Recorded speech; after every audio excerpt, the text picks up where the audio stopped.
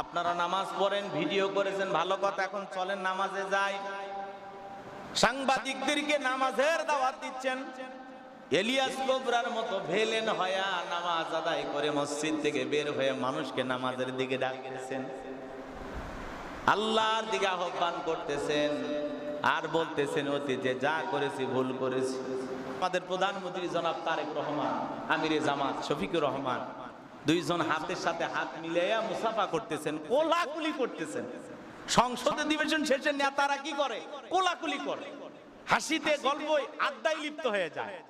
আর এলাকার ছোট ছোট নেতারা মারামারি করে, জায়গা দখল করে, লাফালাফি করে, টেন্ডারবাজি চাঁদাবাজিতে লিপ্ত হয়ে যায়, গুনাহের কাজে লিপ্ত হয়ে যায়। একটু 19-20 হয়ে গেলে একজন আরেকজনের গালি দেয়, দেখে নেব, তোর খবর আছে, নানান কথা বলে, হুমকি ধমকি। এগুলো কেন করা দরকার? ওপর থেকে শিক্ষা গ্রহণ করেন। কি সুন্দর তারা মুসাফা করে, কোলাকুলি করে, একে অপরকে বুকে আলিঙ্গন করে। স্থানীয় পর্যায়ে যদি এরকম এক নেতা আর এক নেতাকে ভালোবাসে, আলিঙ্গন করে, একজন আর একজনের বিয়েতে দাওয়াত দেয়, আনুষ্ঠানিকতায়, চলাফেরায়, সালাম কালাম ওঠা বসার মধ্যে যদি এই পরিবেশ থাকে, এই দেশে একজন মানুষও রাজনৈতিক প্রতিহিংসার কারণে হত্যা হবে না। কোন নিরপরাধ মানুষের এইরকম কাজ হবে না। এই জন্য এখান থেকে আমাদের শিক্ষা গ্রহণ করতে হবে।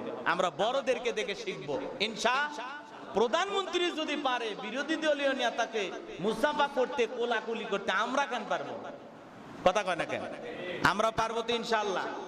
আমরা এই সংসদ অধিবেশন যেভাবে চলতেছে, প্রতিমন্ত্রী যেভাবে আমিরে জামাতকে প্রশংসা করে ভাসিয়ে দিলেন মীর শাহ আলম সাহেব, যে উনি অত্যন্ত নরম এবং বিনয়ী মানুষ, আমি যত দেখতেছি তত মুগ্ধ হয়ে যাচ্ছে, এভাবে তিনি প্রশংসা করলেন।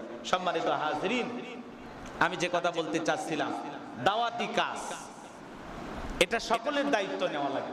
ভালো কাজের দিকে ডাকতে, এদিক শোনেন, মুফতি মুহাদ্দিস হওয়া লাগবে না, বড় আলেম হওয়া লাগবে না, 40 দিন তাবলীগ করে চিল্লা দিয়া আমিরে জামাত হওয়া লাগবে না, আল্লাহ ওয়ালা হওয়া লাগবে না।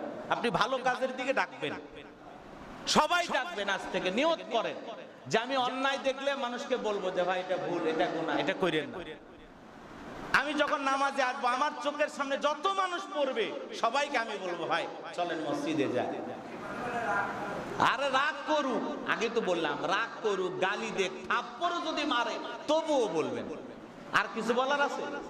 নবী রাসূলদেরকে মারে বেহুশ করছে। ওই যে নূহ আলাইহিস সালামের দাওয়াতের ব্যাপারে কি বললাম, কানে আঙ্গুল দেয়, কি দেয়? কোন নবী কইছে? নূহ আলাইহিস সালাম। সূরা নূহ তাফসীর পড়ে দেখেন। এত